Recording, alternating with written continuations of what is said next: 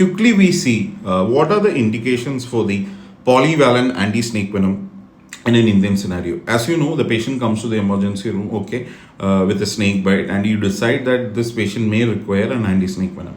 So, as you know, anti-snake venom doesn't need a test dose. So, looking at what all features, okay, you will decide this patient requires an administration of polyvalent anti-snake venom. The polyvalent anti-snake venom available in India covers the big four snakes, that is the Indian cobra, Bungarus ceruleus, that is the common krait, Russell's viper, and the saw-scale viper. So these are the four snakes that will be covered by the polyvalent anti-snake venom. So what are the indications? The indications that you need to remember, you can remember in two ways. There are systemic indications and local indication. Coming to the local indications first.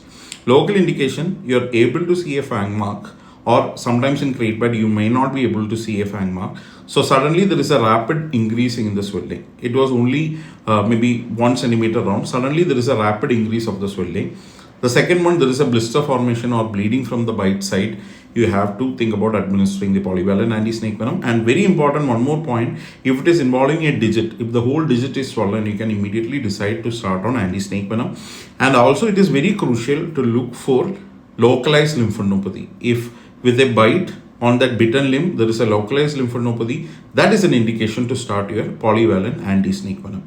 So that is the local indications that you can remember. And coming to the systemic indication. So systemic indication clinically, any neurological weakness. You have double vision being complained. You are seeing a diplopia. The patient is complaining of diplopia, and you are seeing a ptosis. The broken neck sign. The patient is unable to lift. The patient is unable to speak. Bulbar palsy-like features. So that is a neurological features you need to decide. Or there is bleeding manifestation. So there is a bleeding manifestation that is coming as hematuria or bleeding from the injection site. You will decide to administer the anti-snake venom.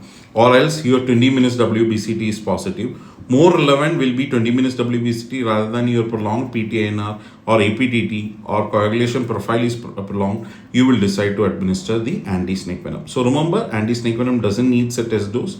You need to administer 1 to 2 ml per minute without a test dose. Once you decide, the average dose that you need to start on maybe somewhere around 6 to 10 vials and not more than 25 to 30 vials. So remember, these are the indications to start your anti-snake venom. Either you will have systemic indications, or you will have local indications, or your laboratory abnormalities that will guide that this patient require an polyvalent anti-snake venom administration.